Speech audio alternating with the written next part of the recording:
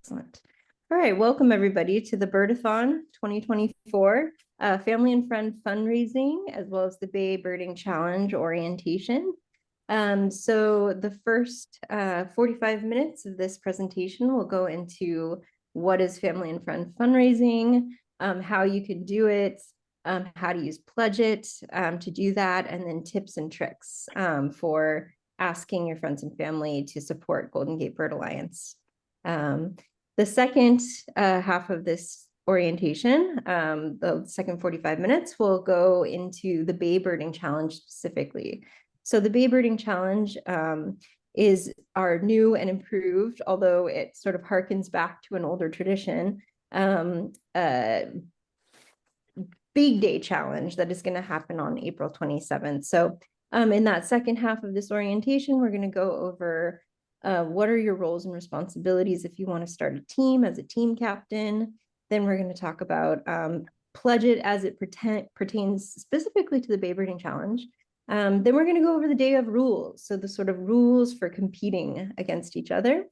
And then finally, we're going to have Derek and Keith, who were last year's team captains, with a little panel discussion about how to plan a big day. So that's our agenda for today. And I feel like if you're here on this orientation, you're sort of already the choir, but I'm going to preach anyway that Birdathon is our most important fundraiser of the year. It supports our work throughout the year. So all of the things that we do that you all take advantage of and participate in and help with, everything from our free field trip program to our conservation work. And we passed the bird safe building ordinance in Berkeley recently. We're working on making sure Tesla Park has protection for wildlife as strong as we can get it. And we have ongoing work at Pier 94 wetland, so much going on. So everything that we raise during this Birdathon period will help us do our work throughout the year. And so we really need all y'all to help us with that. So what is Birdathon? We have a $100,000 fundraising goal for this period. It's going to run from now, from March to mid-May. And there are multiple components of it. So I'm just going to go through these just so that it's kind of clear. So we have our field trip program. So this is the only time of the year that we charge for field trips, and all of that money, all of the revenue from those field trips goes directly to Golden Gate Bird Alliance. Then we have the Family and Friend Fundraising. So you might have heard that be called peer-to-peer fundraising. It's basically where y'all set up a page where you are soliciting donations from your friends and family, basically asking your network to support the work that we do.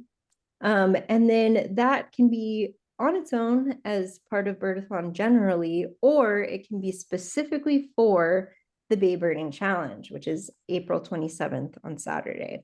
And so if you are fundraising for the Bay Birding Challenge, it's sort of going to look like when you participate in like a run or a race or a marathon or one of those things where you're soliciting donations from your friends and family leading up to the event. And what's fun about Pledge It, which we'll get into, is that folks can donate per bird. So it is like a walkathon or something like that. Okay, and then we have the auction, of course, and then we have a big celebration on May 19th to show our appreciation for all the work that went into this, and everybody who helped contribute to it.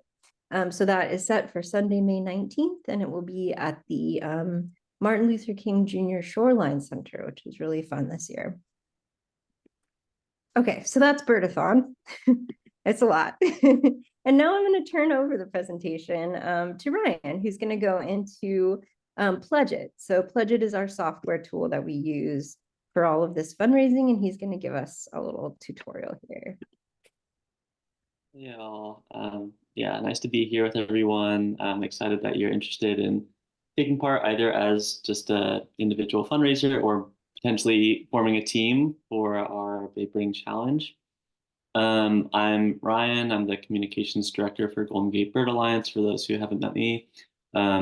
but you've maybe gotten some emails that I've created or gotten an issue of the goal. So yeah, I'm excited to talk about Pledge It. This is the platform that we've been using for the past couple of years to support our kind of family and friends fundraising aspect of Birdathon.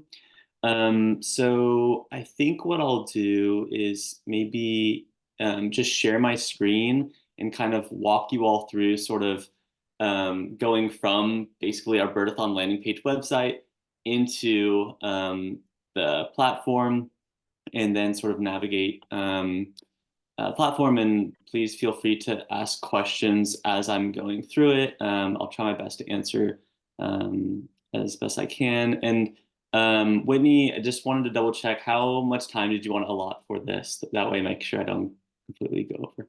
Yeah, we're ahead of schedule. So I think uh 15 minutes, I think would be Okay, reasonable. perfect. Okay, great. All right, so I'm going to go ahead and share my screen. I'm going to start from our website, and then I'll lead into the platform. I think that makes the most sense. So let me go ahead and pull this up real quick.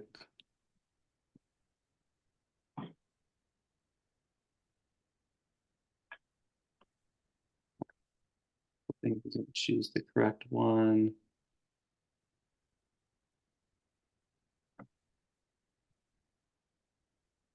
All right, let me see here. Okay, are you all seeing the Golden Gate Bird Alliance website here? Yes. Okay, great. Okay, so just starting from here, and I'm starting from here just because, for other folks who maybe haven't been looking at our Birdathon events and programs, this is typically how a lot of our community is finding out about it or engaging in it once they get to our website. So um, if you scroll down on our main website, you can get to our kind of Birdathon announcement. And this will take you to sort of the landing page where we're kind of housing a lot of the information around Birdathon programming this year. Then scrolling down, you can see these are sort of the pieces of Birdathon that Whitney was discussing: adventure tours. So those are the field trips and behind the scenes tours. This is the friends and family fundraising that we'll be talking about, Bay Birding Challenge, and adventure auction. So for the purposes of today, we're primarily interested in both this aspect and this aspect. I know we're going to spend some more time talking about Bay Birding Challenge and how to register for that. So I'm going to start by just going into the friends and family fundraising. So these buttons both link to Pledge It, but they go to essentially two separate campaigns. So going into here. So now we are officially outside of WordPress, our organization's website, and we're now into the software. So this is Pledge It. This is our Birdathon Friends and Family fundraising page, campaign page. So a couple things you'll notice right off the bat. First thing is, to the right of the image, there's a total species scene. I want all of us to just ignore this as a data point. It's not going to be accurate, and I can explain a little bit why later. But for the purposes of just like not questioning why there's so many species at the end of this, campaign, we're just gonna pretend that number doesn't exist. But moving on from that, you'll see two buttons that stand out here: join and donate.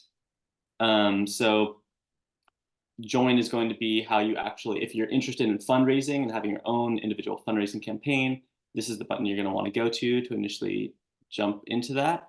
And we'll go through that process. Scrolling down, we have a little fundraising wheel. So this is our goal specifically for peer-to-peer or family and friends fundraising. So this is what we're hoping to raise by the end of it. And you can see that meter starting to hike up, which is what we like to see.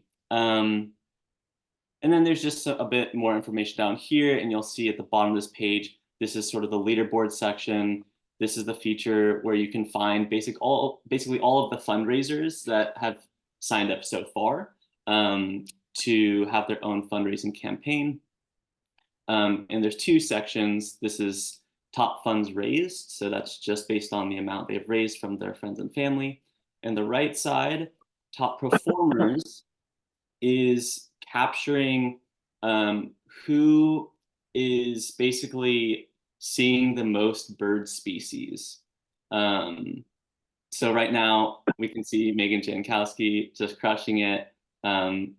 Just a kind of fun, friendly way to see, how these people's campaigns are going. And if you hit view all, then you can see the entirety of them, right? So that's where you can find everyone. I'm gonna go back real quick. And same here, but again, same people, but just two different ways of looking at, where they're at as far as how much money they raise and how many birds they've seen. Really quick to interrupt you, Ryan, I forgot one piece of housekeeping, which is we set this call up not as a webinar, but as like actual meeting, which means that anybody can unmute themselves, which is great because we want to encourage questions. However, if you are not talking or don't have a question, please mute yourself to just eliminate background noise. Thank you. Thanks, Whitney. And yeah, please do ask questions. I'm trying to just go through the things that I think maybe are a little less relevant, but just want to kind of give you an overview. So please feel free to ask questions as I'm going through this. Below the leadership board, we have the donations. So this shows us, donors who are giving to people's fundraising campaigns. And you'll notice a couple things here right off the bat. So this is maybe a good point, place to point this out, is that we see Sally has donated a fixed amount, $100, to Megan's campaign. So that's one way that donors can give to someone's campaign. But the other way, probably more exciting way, is people can pledge a certain dollar or value amount based on the action that we've set. And for Birdathon, the action we've set is number of species seen. So we see in the next donation that Sorrel pledged 50 cents per species seen to Jeanette. So if Jeanette ends up seeing, 100, right, species, then it's going to count 50 cents times the 100, and that'll be the amount that gets charged to that donor's credit card at the end of the campaign. So that's kind of fun because you get to go out and set your own personal goal. I want to see 20 birds. Please donate $1 per bird. And if someone makes that pledge, hopefully by the end, that person will be pledging $20. So that's just to break down the two different ways that donors can engage with your individual fundraising campaign. Hopefully that makes sense. And I'll kind of, these things will be reiterated as I go through the website as well. So yeah, so that's the landing page. Scrolling up, there's a couple other tabs up here. These little menu tabs. Won't go through all of the information in it, but I just want to show you that they're there.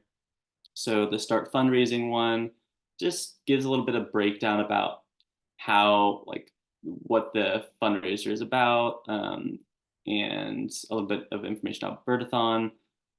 This, to set up your campaign page, does link to a resource document, but hopefully after this orientation, you won't need to be using that because you'll have gained that knowledge here. And then we're in the orientation, but there is one more orientation. It's on Saturday, March 9th. We're potentially changing that given interest, but okay, so scrolling up, next one, again, this is more for people who want to donate. So it shows them how they can donate. They can make a general donation. And by general donation in this way, people can donate just to the Birdathon campaign, not to a particular fundraiser. So if it's not a friends and family of anyone who's actually fundraising individually, people can still just donate to Birdathon through Pledge It. But most people are going to donate to an individual fundraiser, and I'll kind of show you how that looks as well. And most of it will be through Pledge It, but of course we have those few folks who will be wanting to donate through like a check or a cash donation. So we have a form here for that. This section will eventually include some highlights of folks. In fact, this probably needs to get updated soon just because we have had some activity, but you'll see some like, fun posts that we thought the fundraisers made that will get highlighted here. And then this section just kind of goes back to that leaderboard. So this is the main landing page, but let's get into like, okay, you're here in the orientation, assumedly because you're interested in creating your own individual fundraising campaign, or maybe you are competing in the Big Birding Challenge. So just gonna walk folks through the process of actually creating your individual fundraising campaign. Easiest way is gonna be go to this join button here. So I'll click into it. Okay, so this is going to be the first screen, setup screen here. You can edit the image that shows up on your campaign page. So you just click edit. There'd be like a place to, well, I guess I can just quickly do it, but yeah, you go into edit, and then it will allow you to drag and drop files. So find your JPEG or PNG, throw it in there. It'll show up here. Same thing with your kind of profile photo. That's going to be what shows up like under the leaderboard. So you kind of want to make that like your, a representation of you, or potentially if like you're competing in the Bay Birding Challenge, maybe your team has like its own, maybe you got creative and you all created a logo that you want to use. So you could, implement that there. But for the individual fundraising, you'll probably just want to put a photo of yourself. You don't have to include a photo, but it is nice for folks to see. You Then can also do a photo of your favorite bird.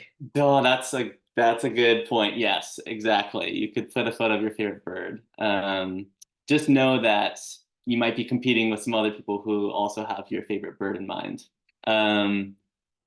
But here you can set your fundraising goal. So this is how much you personally want to fundraise. So at the end of the campaign, that's how much you've wanted to fundraise from your friends and family. So you can put that there. This is the activity field. So again, we set the activity to be the amount of species that each individual fundraiser has seen. So you could put that here. And again, depending on what you put here, that's going to sort of change how people are pledging. Because essentially, let's say I say like, I want to see 20 bird species by the end of my campaign. When people go to make a pledge to your campaign, they'll be like, okay, I'm going to donate $1. And what it will say is you're pledging $1 per bird species that this fundraiser sees. They're expecting to see 20 species. Therefore, you can expect to pay $20. But of course, if that person sees more than their goal, then the pledge will account for that, right? But it just gives the donor an initial understanding of like how much they're probably going to end up pledging at the end. Is the donor allowed to cap the amount that they're pledging? Like suppose you said you were going to see 20 birds and I'm okay paying $20, but suppose you see 150 birds. Am I allowed before I make my pledge to say I'll pledge $1 with a maximum of 20? Yeah. You can always like at the end, it does give the donor the ability to kind of like choose or like change up like the pledge. So it doesn't like completely lock them in. So yes, yeah, because we don't like, it would be a feel bad if like someone was like, oh yeah, sure, I'll pledge $1 per bird based on 20 birds. And then the person sees, like you said, 100 or whatever, then yeah, it will give them the opportunity. It won't, yeah. So yeah, good question. So then, yeah, so you'll put in your 2 goals, fundraising and species seen. This part is basically the system will send you emails to remind you to log your activity. And again, the activity for this particular campaign is the amount of species that you saw. Or observed is probably the better term here. Okay, so we'll just say that I'm planning on seeing 50 species because I'm still beginner stages of my birding journey. I'm gonna hit submit registration. All right, it's going to prompt you with this. You'll just hit next. This is where you can kind of basically tell your potential like friends and family your story, your journey. There's an auto-populated message that we've created that's very generic. It just says like, I'm excited to be part of this initiative. It talks about our mission, but it's again pretty generic. So you'll want to consider editing this to something that makes sense to your friends and family and why you're fundraising in the first place. But for now, to save time, we'll skip that. This just prompts you to invite donors. We don't have to do that right now, but it is the first thing it'll ask you to do if you have some friends and family in mind. But we'll skip that and then we'll check it out. So it plopped you first in the community page, but that's not where I'm going to start. I'm actually going to start at my page. So this is your individual fundraising campaign page. This is what it will look like for your friends and family. So you'll notice you have your own, fundraising goal based on the amount you put. So raised of 1,000. It will show you your activity goal here based on 50 estimated species seen. There's a donate button. So that's what's going to show up for your friends and family when they want to donate to your campaign. And then there's this share button. So when you want to share out this campaign, like the link to your friends and family, this is how you'll get it. So I'll just kind of quickly go through I'll go through this after I go through the rest of the page real quick. So to the left, you see this is where your campaign photo shows up, and then it says my mission. So this is the piece that I was just talking about that you filled out, explaining to your friends and family why you're fundraising. If you want to edit either your fundraising goal or your activity goal or your sort of description on why you're fundraising, you can go into edit page. And this is where you can change those.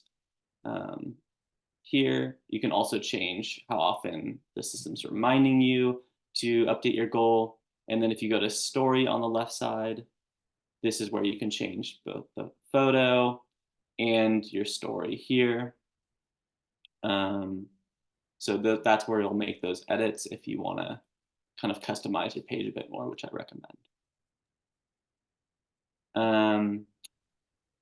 Below where it says contributions, so once your friends and family hopefully start to donate to your campaign, this is where those contributions will show up. It'll say their name and how much they've donated, etc., and how they've donated, whether they pledged or gave you a one-time donation. So that's that side. And then quickly show you all these two buttons here. So donate. So when one of your friends and family goes to donate to your campaign, they'll click this and it'll give them the option here.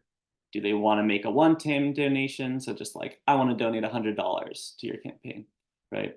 Or do I want to pledge per species, right? So the one-time donation, it gives them some value amounts, or they can put their own custom one, and then they'll go through the process.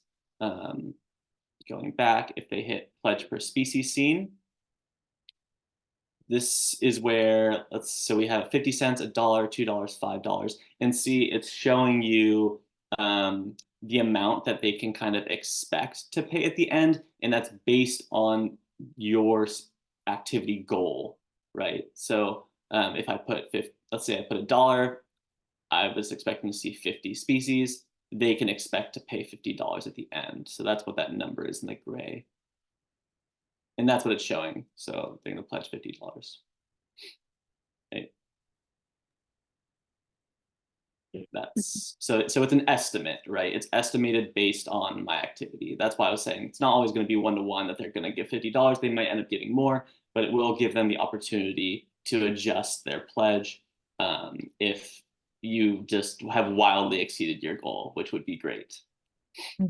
Yeah, and so I'm just gonna stop you here just so that we don't get too far behind. Does anybody have any questions about the Pledge It website before we move on? And I think there's actually, Ryan, if you can show us just one more thing, which is how how to share out this page. I think there's two ways to do it. You could copy the URL, right? Or you could use the share function if you could Yep. show us. Yeah, I can show that real quick. And then the other things that we didn't get to, we could probably get to in the actual Bay Birding Challenge pledge it part. But yeah, so to share, like I said, it's right next to the donate button. You can go to share. It gives you options to share through like social media. Still has Twitter on here, which clearly needs to be updated to its new name, but that's beside the point. You can share via email or text, or you can copy the page URL. So if you copy it, it copies to your clipboard, which means you can like Command V or whatever the alternative is based on the computer you're using, to copy and paste that into an email that you create. I believe this one, invite via email. Yeah, so you can put in someone's email up here and then put in your message and send through the system itself too. So those are two ways. Yeah, you could also just probably like copy the URL up here, but I think it's, yeah, either way should work. So you could copy this URL, drop it into your email.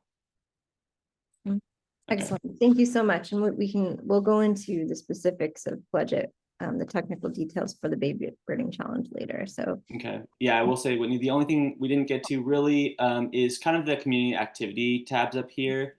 They're essentially the same thing, like they have the same functions. So okay, great. Yeah, so there'll be activity in those feeds for the community and the activity stuff. So cool. All right. Then at this point, I think we'll turn it over to Alana. And we're so grateful to have Alana here, who is the former communications director for Golden Gate Bird Alliance, and also a former board member and still a super volunteer for us. So she is going to go over sort of, we're moving away from the technology side now and going into sort of like how to ask your friends and family for money, because we all hate doing it, but it's so important to support our cause. So with that, Alana, take it away. Hi, so it's great to see all of you, and it's great to see some of you who I haven't met. I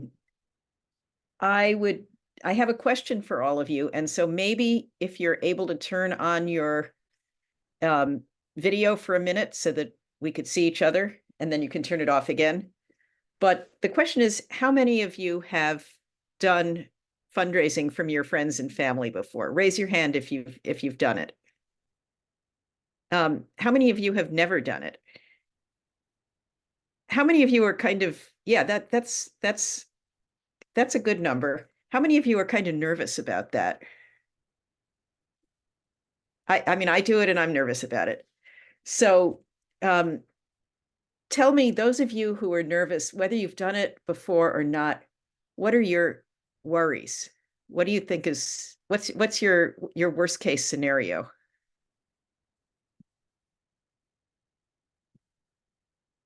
All right, here, I'll give you some and you can raise your hand if you relate to them in any way. Do you think that your friends will get irritated or mad at you? Anybody worried about that? Yeah. Do you think that your friends really don't care about birds and will have, they don't care about what you're raising money for? Whitney, yeah. Derek, yeah. Are you worried that you don't know how to do this? Anybody? Any other worries that I haven't mentioned? Are you worried that Worry they're that never you going won't worry that you won't get a bunch of good response, right? Yeah, That are in you the end worried you that you're won't going to reach be your like the goal. one person in Birdathon who you look at your little circle and it's going to say 0? Or that you thought you were going to see 50 birds, but you saw 15, and you look Yes. like a plump. Well, I think not seeing the target number of birds is not a fundraising issue. That's a birding issue. And I think, personally, I don't go for big numbers. I would rather see one bird and see it do something really interesting than see 15 birds. But and when we were looking at the leaderboards, there was one woman who had one bird on her list. Her target was one bird. And I actually gave her money. She's someone who runs the Osprey Cam for us, a volunteer. And so the one bird she's seeing is osprey. That is what she wants to see all month. And that's great. So, don't worry about hitting that target, but let's talk about the fundraising myths. The first myth, that your friends don't care about birds. They won't give you money because they don't care about birds. Honestly, that doesn't matter. If you were George Soros and you were giving out $1 million, yes, you would care very much about each issue you were giving to, but your friends aren't giving $1 million. They're giving $20 or $50. And they're not, the reality is with fundraisers at this level, at the people to people level, people give to people. They don't give to causes. And just think about it. Suppose you got a letter from Washington, D.C., from the head of the ALS cure organization. And it was a mimeographed or printed out letter, and it wasn't personal, and they asked you to give money, and you didn't know anyone who had ALS, and you'd never had anything to do with it. You would probably just put it in the recycling bin. Now, that's what I would do. But suppose you got an email from a friend, and the friend said, my brother-in-law has ALS, and I'm doing a walkathon to raise money. It's devastated his family. I'm raising money to help find a cure. Would you be more likely to give money to that? I know I would. And so that's what it is here. The people you're talking about, they might throw a letter from National Audubon in the trash, but this is not a letter from National Audubon. This is an email from you, and they care about you. And this is something important in your life. This is something you love. And so you're not just raising money, you are sharing something that's important to you. You are opening yourself up. You're telling them what you're doing this month. You're not just telling them you're going to the grocery store, you're telling them something interesting. You're going out there with a goal. You're going out there to see 20 birds or to beat the heck off of Derek's team and see more birds than his team is seeing. Or, maybe your goal is to go to 5 new birding spots this month. But it's something that means something to you. And so they will be interested in it. And maybe they'll be interested enough that they will share their own bird story. I mean, maybe it'll open a conversation. They'll hear this and they'll say, wow, you're going out there to see owls. There was an owl who lived near my house when I was growing up, and I never saw it, but I heard it every night. So it's a way to start a conversation with your friends about birding. It's also, they may be interested enough that they may want to go birding themselves. It may catch their interest. So you're not just raising money, you're sharing birding, you're sharing something you love. And you're doing something worthwhile. This is why they won't get mad at you. You're not asking them for money to buy a flat screen TV. You're asking them for money for a cause, which is local, which is in our community, which involves our nature and our wildlife and something that we want to leave for our children and our grandchildren. And most people will admire you for that. If I hear from a friend who's on the school board and she's telling me that she's walking to Sacramento to raise money for the Oakland Public Schools, I'm like, wow, she's not just baking brownies for the class trip. She's doing something significant. And they will be interested. They will not, they will, there are so few people who do anything for the community, that you are doing something useful, positive, making the world a better place. And that's something they'll appreciate. And then, so I think that takes care of some of the myths. Then the other question, I don't know how to do this. What if nobody gives? Now we're going to get into how you're going to make it work.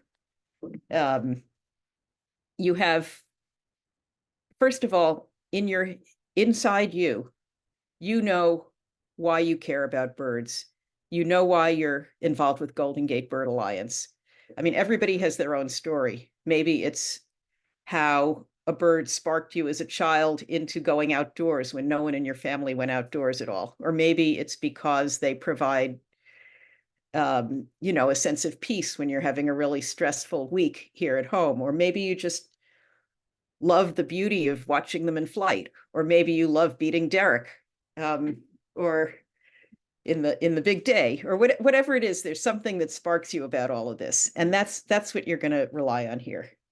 So first step, create your fundraising page online. That's just get the infrastructure taken care of. Ryan talked about that. So you've got your page ready. First thing you're going to do, well, actually, we're going to have a handout that we can email you afterwards, so you don't have to take notes and don't try and remember everything I'm saying. And we'll even give you sample language for some of this. So just listen, don't worry about notes. Number one, make a list of everybody you know. And this is probably more people than you think you know. Think about all areas of your life. Think about your next door neighbors. Think about your work colleagues. Think about the people you went to college with. Think about the people who, the parents who of the kids in your child's class. Think about the people you know from church or synagogue. Think about the people you know from bowling, knitting. Think about the people you go birding with, even if they're already members of Golden Gate Bird Alliance or Mount Diablo, they may not be involved in Birdathon yet, and you can certainly ask them. Think about anybody you send holiday cards to. I mean, just really come up with a big list. And then what you're going to do is approach them individually by email. Text is okay. If you're going to see them, if you happen to be having coffee with them or going out on a birding outing with them, that's great. But the key thing is to approach them individually and not just put up a post on Facebook and think that's going to get everybody to respond, because it won't. Putting the post up on Facebook is good. It's a supplement. It's a reminder.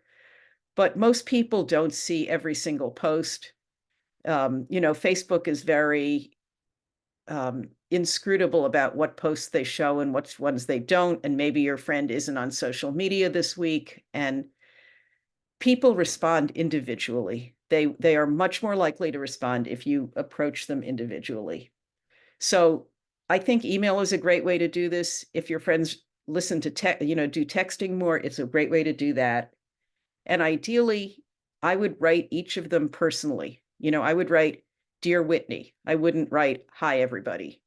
And you can create the text of your email once and then paste it into every individual email. So you don't have to type the same thing 60 times. But I think you'll get a better response if you're doing "Dear Whitney" rather than "Dear Everybody" or "Dear Friends and Family" or, "Dear Everybody West of the Mississippi." And so in your email, tell them what Birdathon is. Tell them why it's important to you. So we will give you sample language for an email, but this is where your heart comes into it. What birding means to you, what Golden Gate Bird Alliance means to you, and what you're doing. Whether you're doing the Bay Birding Challenge, whether you're doing something more diffuse, like I want to see 20 species in the month of April, whether you're whatever it is, what your challenge that you've set for yourself is. And you can say a thing or two about Golden Gate Bird Alliance and why this is a good organization to support. You don't have to be, encyclopedic. You don't have to say every single thing that's on our website. You can just say something very simple like, they do youth education, bringing youth into nature, and they do habitat restoration, and they lead over 200 free bird walks a year. So you'll do that. You'll send out your email, including a link to the place they can donate on the website that Ryan showed you. And then next thing, be persistent. And this is another place where we tend to get scared and sort of talk ourselves out of it. We say, "Oh my God, I sent them one email. I can't send them another one. They'll get really irritated with me. They'll hate me. Then they'll really hate me. Maybe they don't hate me yet, but they'll really hate me then." But that's another myth.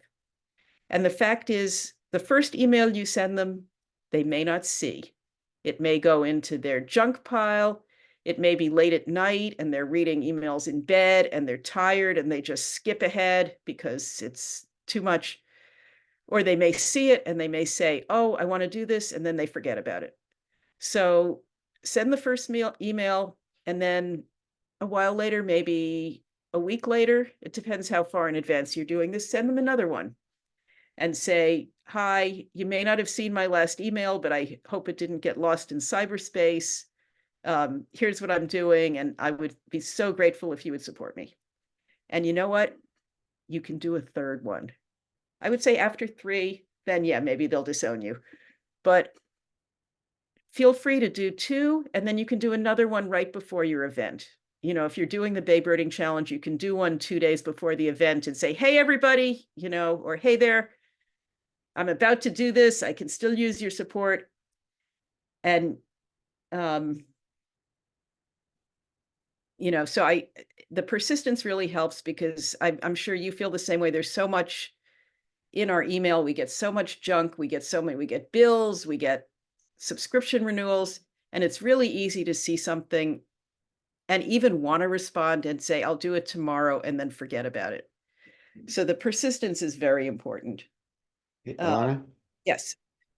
So, yeah, I totally agree, because so we had a group of people that I felt like, hey, Chris, why don't you send the email for me? Because they're more, they're our friends, but you really have more of the connection. You could say, Derek's doing this thing and all that. And then she said, well, so-and-so said they're going to give, so-and-so's they're going to give. And then I'd be looking and looking, it wouldn't be there. The donation wasn't there. So I thought, yeah, I mean, people just, they said that, but they didn't get around to it. So that second email, it was probably, very likely, would be the thing that gets them to go, oh yeah, I got to do that. I forgot to do it. So yeah, I felt totally comfortable doing it after a while. That's great. Yeah, that's very true, Derek. So those are the very basic things. Now, here are some things that can set you above and beyond. And one is, if there's some little bonus or thing that you can do to appreciate people, or to offer them. And it can be very simple. It can be like saying, anyone who donates, I'll send you a photograph from my big day. Not a printed photograph, but if you donate, I'll send you a photo of me in the field looking for birds, to everybody who donates. There's no cost to that. You just email them a photo. Or if you're a bird photographer, you can say, anybody who donates over $50, I'll send you a print of one of the birds that I take a photo of. Or you could say, anybody who donates $500, I'll take you on a private bird walk. You and I can go out and we can go to, MLK Shoreline or wherever you want to go. So that's one thing you can do. That's strictly optional, but it's a nice thing to do. And then the other thing is getting into, with the follow-up emails, if you're doing something that's over the course of the month, if it's not one day, your second email can be an update on what you've done. It's not just, please give me money, but it's like, okay, I've been birding for a week now. I've seen 20 species towards my monthly goal of 60. There's still time to support me. So you can keep people updated on what you're doing that way. And then the last thing is follow-up and thanking. And this, again, is one of the things that will make your friends feel good. It will turn it into a conversation and a sharing of your interests, rather than just asking them for money. But when you're done, send them an email saying what you saw, or saying what the highlight was, and thanking them. You can tell them how much money you raised. That'll make them feel good that, oh, wow, I gave him $20 and he hit his goal of $500. Tell them how many birds you saw. Tell them maybe one of them was one that had been your target bird for a long time. You finally got it. And again, it brings them a little closer to you and your life, and it gives another opportunity for them to say, this sounds really cool. Maybe we could go birding sometime. So that's kind of it overall. We can email you text for the, sample text that you can personalize, and a list, a sort of printout of the tips I just gave. But I hope that's helpful. I think that's very helpful. If nothing else, just also for the pep talk, I really appreciate that, Alana. It's sometimes we just need the encouragement to do this. I did put the document in the chat for all you who are here now, but then I'll work with Ryan on getting it posted to the website as well. Yeah, any questions out there for Alana before we say? Yeah, I'm gonna, after any questions, I'm gonna bow off because I'm not doing the Bay Birding Challenge. So I will go do something else. Great. Yeah, I'll just say too, that to do one after the fact too, because people will still donate after you're done. That's And that's- the way I kind of felt like it was, you write it like you're writing to everyone, whether they donated or not. So you're giving an update to everyone, so they're just on that. And so it makes it easier than like asking for money, because you're just saying, hey, here's how it went. And say Yeah. the pledge is still open or something. Yeah. Great idea, Derek. all right, excellent. Thank you so much, Alana, for being here and for sharing your tips and tricks. Yep. Good luck, everybody. I think you're gonna do great. All right, I'm just going to pull up my presentation now. Okay, so here is where we are going to go into all things Bay Birding Challenge. So, what is the Bay Birding Challenge? It is a one-day big day competition. It's going to be on Saturday, April 27th. So we are going to be competing against each other to see the most bird species in a single day. But really the purpose of the competition is threefold. And these are sort of like, they're not in any particular order. They're sort of like all together, which is to have fun, to see birds, and then to raise money for Golden Gate Bird Alliance. And so those are the three really important things. And so I also wanted to say that if you want to do the Bay Birding Challenge and you just want to be in it for the competition, great, that's awesome. And if you're of course we want to encourage you to do the peer-to-peer fundraising or the family and friend fundraising, as we were just talking about. But just participating in the Bay Birding Challenge can also help us build momentum for more and more people to participate. And so if that's all you can muster right now is just to participate, that's cool too. So we would love to have you. There will be prizes. So the team that sees the most bird species, the team that raises the most money, and then the individual who raises the most money will all get prizes. And then we're adding another prize this year, which is we're going to give a prize to the team that has the lowest carbon footprint. So whoever can get out there, see the most birds, but also do it without burning fossil fuels, you'll get a prize as well. Okay. Yeah, Matt, go ahead. Yeah, I had a question because it said individual who raises the most money. Some of the people I've talked to are really not comfortable with the money raising, and I thought for the team it would just be there'd be like a team request. Are we going to ask individuals on each team to create their own pages for donations? Yes, so we'll get into that. Actually, I was just about to say that right now, which is everybody who participates in the Bay Birding Challenge will have a page set up like the ones that Ryan outlined, and the team captain's role is to set those up, which it takes literally like 20 seconds per team member. It's not an extensive process, but we do want to have everybody on your team have a page set up and encourage folks to use it. But again, if all they're going to do is bird on the day of, that's cool too.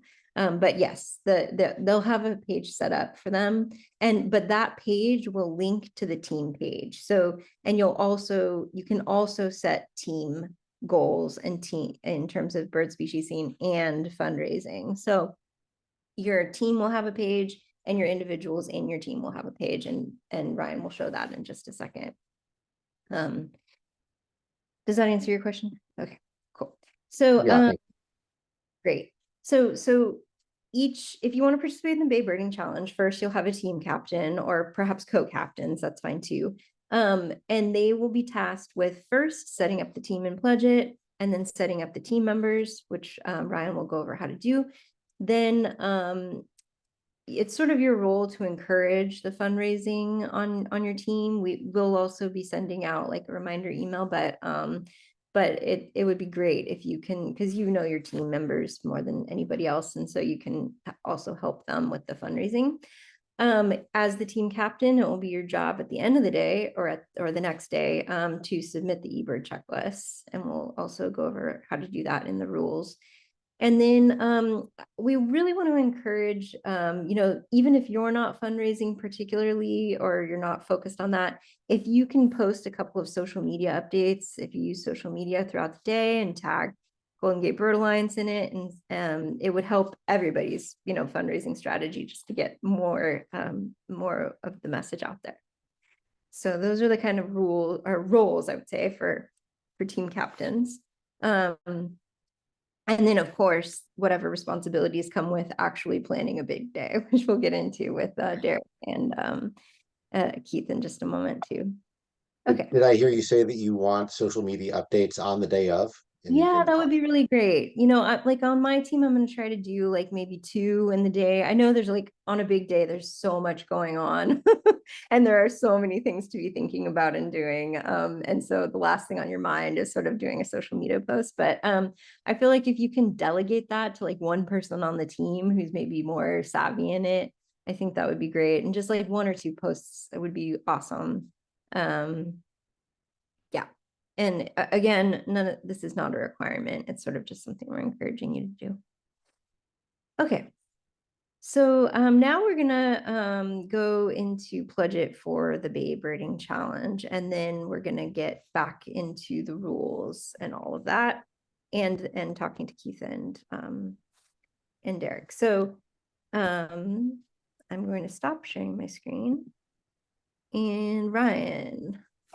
I'm going to try to be a lot quicker about this because I went over last time. So hopefully make up some time here. All right, because can everyone see the landing page again? Yep. Okay, great. So again, going to this landing page, getting to the Bay Birding Challenge campaign, folks would just go to learn more. Of course, we can always just give you the short link like after this if you don't already have it. But I just am trying to give you this aspect from like people who are making it to our website first. So you'll see we're now in a different campaign, but it still looks pretty familiar because it's using Pledge It. So same software. So a lot of these things should kind of look similar, albeit they're skewed now to the Bay Birding Challenge specifically.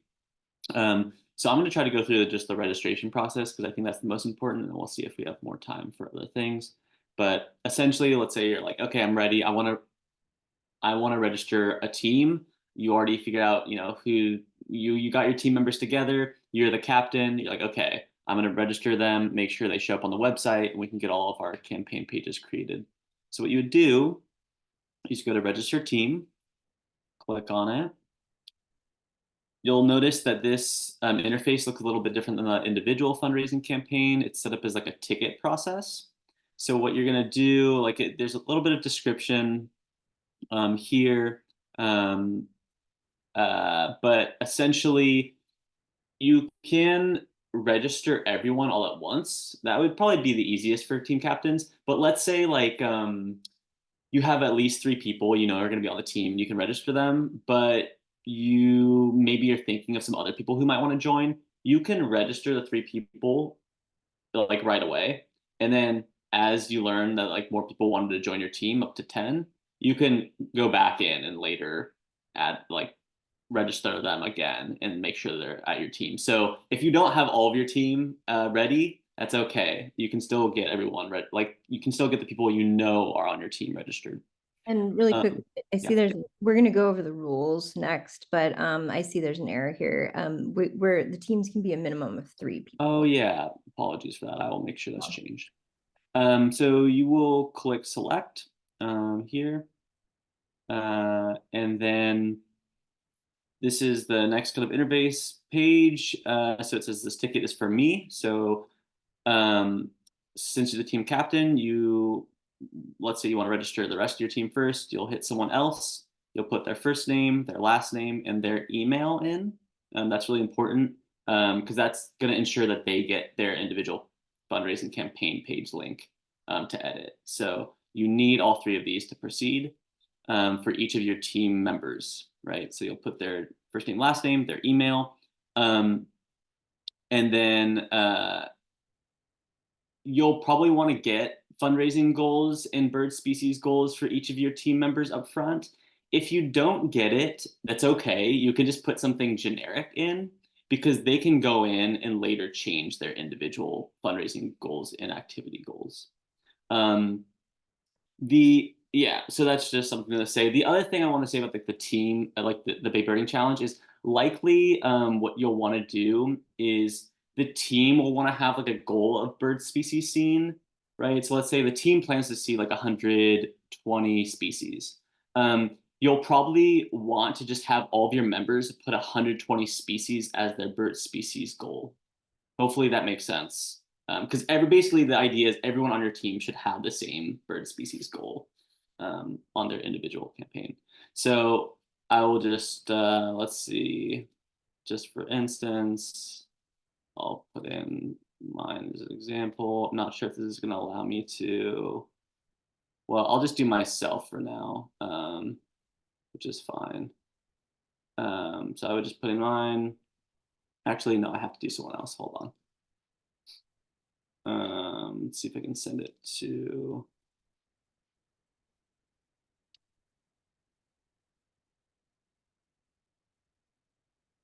Okay, and let's say my goal is my team is going to see that many. I add the ticket. So then it gives you the option join or create a team. You click this. You don't want to join these. You want to create a new one, right? So you'll create. So then it's going to give you, again, the ability to change these things. You'll need a team name. So your team's going to want to discuss like, what's the clever name? I'm not sure. Nothing's coming off to the top of my head right now. I'm just going to put chickadee. Yeah. So I don't know. I can't, nothing, no puns are happening in my head, but okay. And then so this is where your team fundraising goal will be put, right? So we want to raise as a team $2,500. And we're just going to create team, right? So then you'll see the one individual registration, but then you can start adding the participants. So then you would go back, select, and so then you would do the process over again for each team member until you're ready to register. Does that make sense? And then you would go to continue.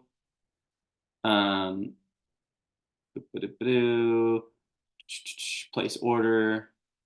I'm hoping it goes through even though, yes. So what will happen is once you've gone through that process, you've added all those tickets for each member of your team, they will get sent an email that has a link to access their individual fundraising campaign page. And those are the pages that look like the initial pages I was speaking about at the beginning of this meeting.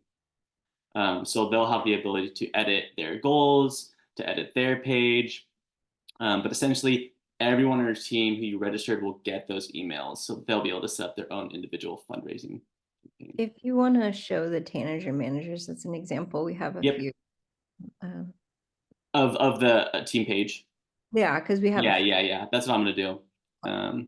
So that's the registration process. And like I said, even if you don't have all of your team together, you can at least register the people you do have up front and then go back into the system and go through the same process, just making sure you choose the correct team, right? Because once you set this up, you'll want to find chickadees, right? Your team name, and you'll want to make sure that you're adding members to that team. So let's go to Tanager Managers, which is a much better name here. So this is an example of a team page. So you'll see their goal, and then you'll see the team members here, right? And if you click on one of the team members, then it takes you to their individual campaign page, right? So we have team pages and individual campaign pages. And this kind of gets back to what you were asking about, Matt, which was, does everyone have to have like their own individual one? They do. However, one thing I guess just for example, I'll click in. So like, let's say someone's like, oh, Tanager Managers, I wonder who's on that team. I want to donate to one of the team members. They could click on like, oh, I didn't know Keith was on this team. They could click on it, find Keith's page and donate, right? And this would donate to Keith, but it would be attributed to the team as well, right? So that's how that's going to look. I'm going to go back a couple more. So it'll show the team members. But the other thing is, if we have people who are on the team, but they don't really want to do a whole lot of family and friendly fundraising on their own. They just want to be part of the team. People can still donate to just the team, not individuals on the team. So if you go to donate on the team page, it says, how would you like to support them? Do you want to just make a general donation to the team, or do you want to support an individual member, right? And the reason I bring this up is because, like, for the people who don't really want to do much fundraising but want to compete and be on a team, like, it's okay because, you know, people can still be donating to the team page as a general donation. So it's still great to have them be part of it. But like Alana was saying, we just find that more people are willing to give to like their friends and family, like people they know, right? Which is why we're encouraging anyone who's on a team to help fundraise, but not a requirement. Just I a think- strong encouragement. Right. Yeah. Yeah, I think last year, you put out media things about supporting the teams just in general. I think we've got almost nothing donated to our team. It really was people give to individuals, Yes. to support someone they know. I think. No, Yeah. I think that's correct, and it speaks to what Alana was talking about. But I just wanted to point out that it is an option for people, right? Who just want to kind of, it's just like another way, instead of donating a general donation or making a general donation to the Birdathon campaign, they could be like, well, I just want to support a team, that's competing in the Bay Birding Challenge. They can do that. And just to say that, like, I think it's okay to have members of your team who are not super into the fundraising aspect, but still want to be part of it. I don't think that should exclude them. Yeah, great. just a little feedback. The people that I've spoken with about possibly being on a team, I'd say 3 out of 4 are really nervous about the fundraising. We've kind of told them, I shouldn't have done that, I guess, without knowing how it worked, that I was going to kind of do that on behalf of the team. And I think that even having to set up their own page and edit it and put up their own photo and everything may be a barrier to entry. Yeah, So they don't. I have to figure out how to present it. Maybe we can work around that, but just a little feedback for you. No, So that's if they never, sorry to interrupt, but if they never claim their page, it will still be visible here. So all you need to do as a team captain is set them up, and it will always have that general logo for their, instead of a photo of them, and just like it looks like now. And it will be okay. Like your team can proceed, and all the rest of the team fundraising can proceed without them claiming their page. So they really don't need to do very much. And once again, this is all about a fundraiser. So hopefully what will happen is that they'll go in here, they'll see how easy it is, how nice it is to use, and that and then they'll see other people raising money, and that might help them, like, get through some of that nervousness. But if they don't, it's fine, and it won't hold the rest of the team back. Yeah, Yeah, I we'll guess- have to see how it goes. I can't predict how people are going to react, so we'll have to see. Okay. Yeah, no, thank you for that, Matt. And I'll just add 2 things to that. It's just like Whitney was saying, if you're the team captain, Matt, and you register everyone through the process I just showed, they don't have to, they're set up. The pages are set up.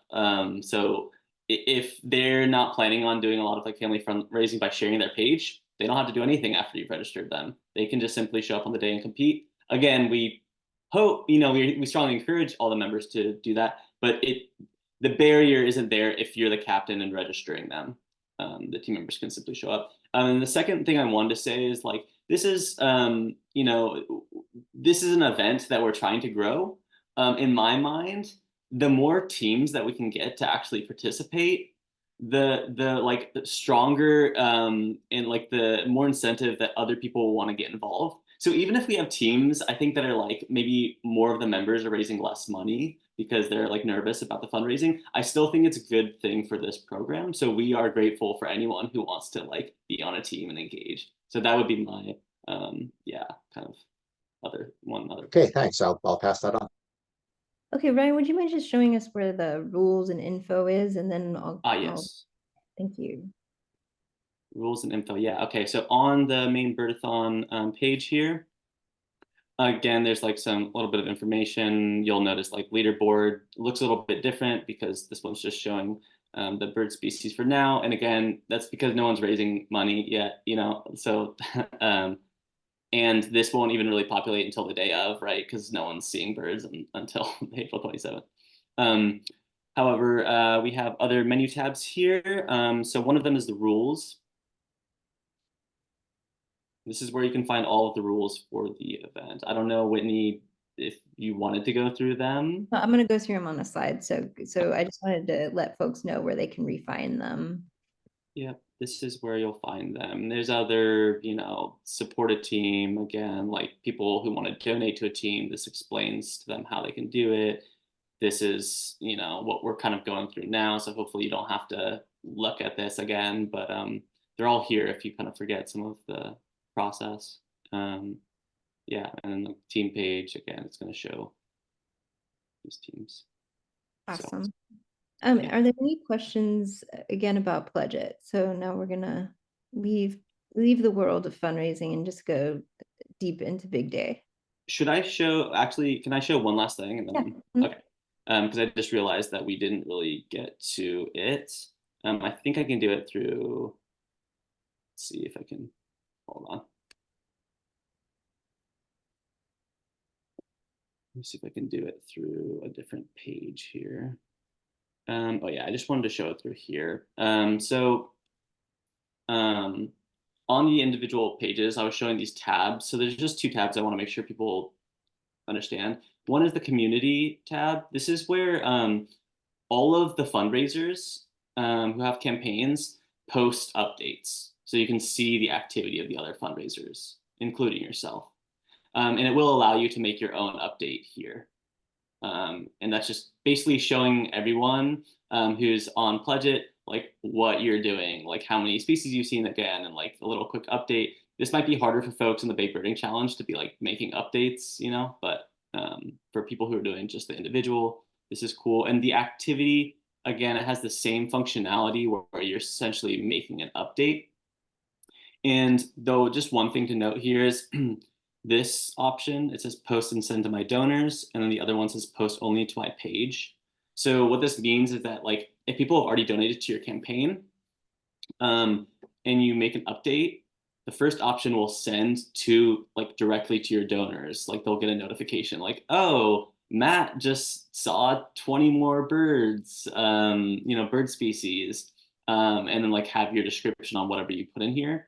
And then it'll also post that same like update on your page, on your individual page. So you have the choice of doing both or just doing it to your page so that people don't get emails. So I just wanted to point that out. That's how you're updating people on your activity. And that's it. Okay, thank you so much. All right. Okay, so the next piece is the rules. So while the purpose of this is to have fun, see birds, and raise money, it is a competition. And so being a competition, we do need to set some ground rules so that everybody's sort of on the same page and that we can keep it fun even when it gets competitive. So here are the rules that Golden Gate Bird Alliance has set forth. So most importantly, we ask everyone in any of our programming to abide by our code of conduct, which is on the website.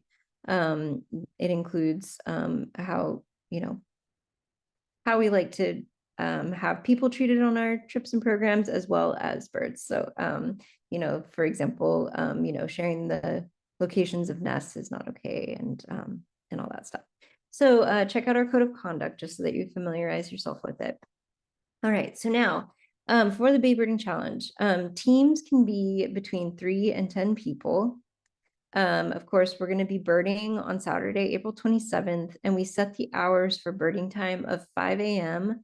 to 9 p.m. And so that's roughly 1 hour before and 1 hour after sunrise, and it totals 16 hours. So basically 1 hour before sunrise, 5 a.m. and 1 hour after sunset, and for 9 p.m. Where you can bird this year, we can bird anywhere in our 3 counties. So anywhere in San Francisco, Contra Costa, or Alameda counties, and anywhere in between them. So that's the kind of fun new thing happening this year too, that if you are constrained by the by the borders of one county, go across the county line and see what's on the other side of the county in that other half of the day. Transportation methods, anything you can think of. You can bike, walk, take the bus, drive, of course. Think about maybe ferries, that would be fun. Any means, so any way to get around in the cities.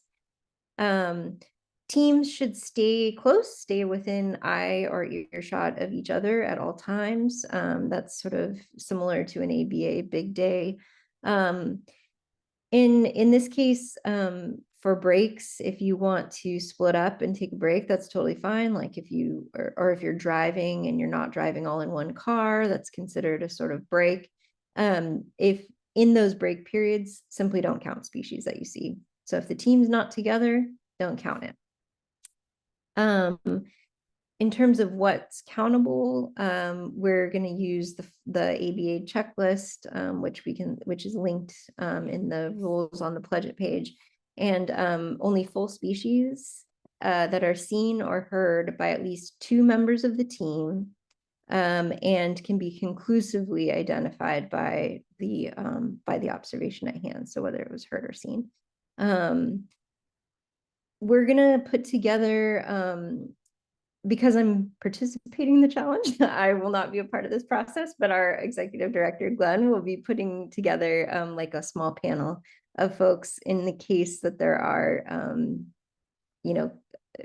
debate about what a species is, or sort of tricky ID debates. Hopefully we won't have any of that, but in case there are, we'll have a panel ready to review those and make, arbitrate.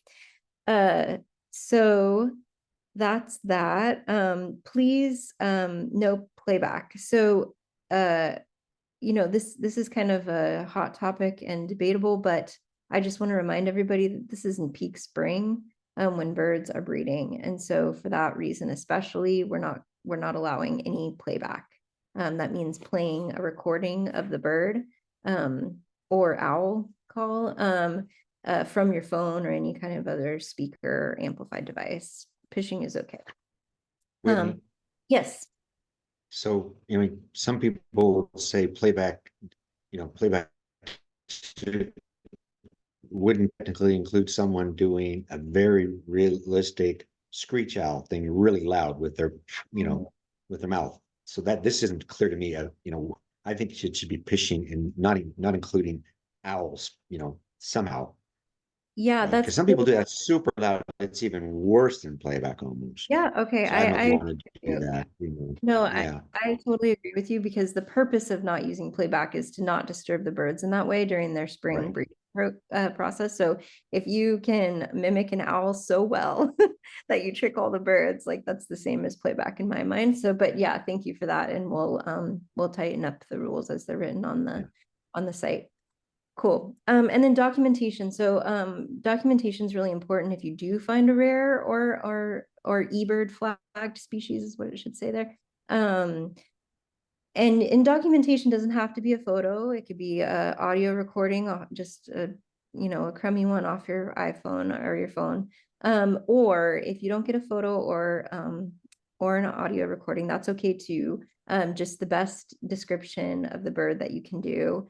And all the documentation is going to go into your eBird lists. That brings us to the last point, which is how you're going to share the information. So we're going to ask all the trip leaders to create a trip report in eBird, and we can help anybody who needs help doing that if you've never done it before. It will take all your lists and compile them all together. And then you're going to share that eBird trip list or trip report with info@goldengatebirds.org. And George Marshall, our membership manager, or if he's participating, we'll have somebody who's not participating look at those and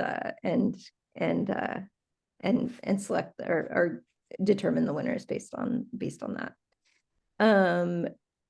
Yeah, so we're going to give everybody 2 days to kind of get all your documentation in your eBird lists and create those trip reports.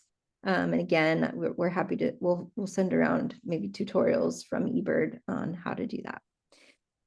All right, Are there any other questions on the rules? Hopefully they're clear enough that everybody can kind of get behind it. You're So right. no Marin or Sonoma, no Bay Area counties, just the 3 counties. Well, I consider these barrier kind of, yeah, no, North Bay. I should, yeah. San Francisco, Contra Costa, and Alameda counties is what we're doing this year. But we're definitely open to feedback. And again, like Ryan was saying, we want this to grow. So for now, we're just going to stick with these 3 counties. All right, cool. With that, I'm going to get us going on we're a little bit behind here. So hopefully, Derek and Keith, if you have time and you're willing to stay over, that would be awesome. Otherwise, we'll kind of get the crux of this. I'm going to stop sharing my screen. And so Derek is Golden Gate Bird Alliance's treasurer. He's on our board of directors, and he was the team captain for the East Bay team last year. And then we have Keith Maley here, who is an instructor for Golden Gate Bird Alliance and field trip leader, and was the San Francisco team captain last year. So I will turn it over to you guys with one first question, and maybe I'll let Keith answer it first for a couple minutes and then pass it on to Derek. And the first question is sort of just generally, what is your basic approach to planning a big day? So how do you kind of go about it? And what are the factors that you consider? So not a simple question, Whitney. It's a good one. I think the number one most important thing is food. I think you're with a group of people all day, 16 hours. It's exhilarating, but of course, energy wanes, and having calories, having good snacks. So that you can sort of pass the high energy from one person to the other, I think is the most important part of planning the big day. So bring lots of food, lots of caffeine, anything that can keep your energy up. Because the birds normally will throughout the day, but there'll be those moments, right, of like, you make a stop or you got out of your way to make a stop and there's nothing there. But I think what worked really well for us last time and the time before that, and Rachel sort of set this in motion when she captained it a couple years ago, was sort of having roles on the team. So one person, maybe the most important role, was a timekeeper, so that hey, we planned this stop at this park for 15 minutes, and if you don't get the bird, you have to keep moving, or make a decision as a group, or have a decider make a decision to stay longer if it's really worth getting that. So we had a timekeeper. We had somebody different did eBird lists. Somebody also was in charge of the overall what birds are we missing for the day, because you don't want to end up like going through the day and then missing a bird that is fairly easy to get. So just having some clarity of the roles on the team, and having lots of food, and then really planning it down to the minute. I think, how many different habitats can you visit for different species, researching, in the week leading up to it, what rare species are being seen that might be you're able to get, or connect some dots along a route to try to get, and then put the plan together and kind of stick to it. And once you make that decision, and we did that, and it was super fun. And I am really excited for this year because I have so little experience birding in the East Bay anywhere, and so the idea that we can travel around and sort of expand the habitats that we were looking at is really exciting. So those I think are what was fun and worked for us. But of course, Derek and his team set an incredible record on the day last year, and I'm sure have some good tips. Yeah. Well, yeah. Well, like I could say it's because the experience between year one, Keith, and year two, because year one, we didn't, I don't think any of those things you mentioned, we didn't do in year one, and learned from that and said, yeah, we got to do this on year two. And one of the roles I would add is I kind of felt bad doing this, but we had definitely these other roles of eBird and this and that. But the other thing I said at the end was, in the end, I make the final decision on like, oh, we should go there. We got to stop here now and do that, because I had this whole timeline. And one of the things was, a timeline was, included also drive from there to there. And that would be 10 minutes, then start time, end time. You get there at that. And then from there, you're birding from, that amount of time. So it ends there. And then you go to the next spot. But then through all that, like how you're doing versus that timeline, but you realize, oh, we didn't get that species and that species. And then I had some other optional places. But then at the end, you had to decide. And I just said, people can make comments, but in the end, it is my decision what to do, because I just knew kind of so much. And we had 8 people, and I made sure I had, the other couple people who really knew the stuff in my car. Because I said, we really need, the 3 of us should really be in there and just making any changes. Because if you're in 2 cars, it just gets complicated, and like maybe a directions person too, make sure one person's really good on the directions. So they're checking too, saying, yeah, there's no traffic or anything going to that. When we had a big break, like, one thing we did, we just by chance, maybe we had that break, like where we ate lunch because we were driving 30 minutes to get to Pleasanton from the Bay. So that was kind of nice. Another thing is we did have like champagne in case we could use it at the end of the day, and we did. That was fun. Those are some things. Let me see. Yeah, those are some of the things. I think we're going to get into some other things about the fundraising and that too, right? Yeah, But yeah, that's I mean, if that's an aspect of it that's important to you, for sure. But for now, or just first, let's like go over the bird planning stuff. So I am kind of interested to know, you guys talked about like setting times, and is your route completely planned out the day before, or leading up, or do you pivot throughout the day based on what's going on bird wise?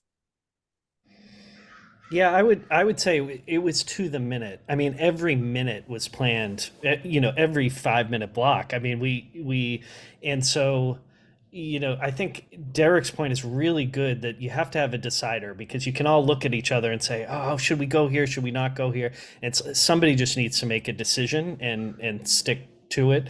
If there is an optional place, but really that only came into play for us at the very rare time we were ahead of schedule by 5 or 10, 20 minutes, just because we happened to get a good bird, right?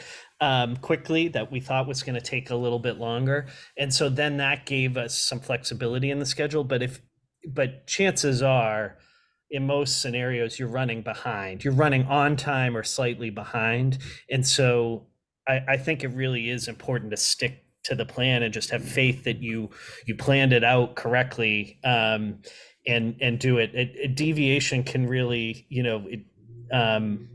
really set you back, because you need those last stops in the day. And if you run out of daylight, or run against the clock, I think, just, but it is totally detailed. And to Derek's point, we had, drive time 9 minutes here, then we're going to spend 15 minutes here, drive time 12 minutes here, and down to really to the minute, and trying to stay ahead of that schedule all day, so that you can have some flexibility to spend a little more time somewhere, or make a deviation on those few instances. I think San Francisco is a little different, because there's so many little places you have to stop for different species. So you can't go to one place and spend much time there. So that's both an advantage and a disadvantage. Disadvantage in terms of sort of drive times and traffic that can really set you back out of your control, and you have to keep going. But it's also an advantage, because you can search a place quickly, and if the bird isn't there, move on. Yeah. Derek, the other thing, so the other thing was, the timekeeper is not just the timekeeper, they're literally saying, we have 10 minutes, we have 10 minutes here, because everyone always languishes. The other thing is, when you do the timeline, I think the reason why we end up being ahead of schedule is the previous experience for the previous year was that it was just so hard getting people like in the car to leave. Like I would get in the car, like Clay and I were in a car, maybe it was someone else, and we get to the next place and we'd wait 10 minutes for the cars to show up. It's like, well, then they languished behind the last spot. It was just a mess. So but you do have to allow some time because people don't just get in the car like that, because they're going to start getting food and stuff. And I would have to tell people, no, just get in the car. We can't eat food now. Or, if you're going to have food, kind of get back to the car a little earlier at the next stop because you just minutes and minutes. And you're talking about, I don't know, 14 stops or something. Multiply 14 times 5 minutes wasted. And that's whatever, 70 minutes. Yeah.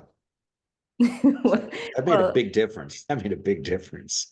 It does. It's a huge. I remember. Was it Nina was our car. timekeeper? Yeah, and she would be like, we have 5 minutes to get to the car." And she would yell, to the group because you're all within yelling distance, but you might be, some people might be further down the trail than others, and she would yell, it's going to take us 5 minutes to walk back to the car. So, that was part of the timekeeper's job too. But I think, I think that the other point there is that, that's a great point that can spiral out of control if people are taking time to get back to the car, get out of the car. It really is a sprint. It's not like birding. It's nothing like birding. It's not, you're not enjoying the birds at all. Wait. Like photographs and that. Like the first year, people were like, don't stop on the trail. There's a quail and so on. Take a picture of quails. It's like, you're never going to get through. Yeah. So, I mean, people can take pictures and all that, but you don't. Yeah. I found that like I was like getting in the car, stuff like that. I was really like chewing people out about getting in the car. So I had to try to go, God, is this any fun? Am I like making this not fun? So I would try to joke around and stuff in other ways and celebrate the stuff you did see and have it be really, I can't believe we got that. And If you don't get something, don't get all frustrated. Try to figure out how do we make that up, or maybe we just had a good day, but it can be frustrating if you don't get the things you think you're going to get. If you get a good start, that really helped. Yeah. Oh, I know that the other thing I was going to mention was like for us, what really worked too is that we did the very first thing up in the skyline, but then we came down and all parked by Lake Temescal, kind of knowing the way the day worked, we'd end up pretty close to there, and then we can all get back to there and everyone get back to their cars. So at the end of the day, you don't end up like, oh God, now we got to drive 40 minutes to where my car is. I mean, you can't always deal with that, but you could say, we're not going to just leave all the cars at the very first stop. It could be that where's the best place where we end up leaving the car so that at the end of the day, we were kind of close to that spot. So it's just, it's end of the day is hard. You're really tired. You just want to have it so people can get home. Yeah, that energy flow is so important. Derek, starting the day, I think our second stop was at Harding Park at Lake Merced, and we had 3 goals there: northern parula, great horned owl, and snow goose. And it was our second stop of the day. Our first stop was really successful. We walked through there and nothing. We couldn't get getting back into the car.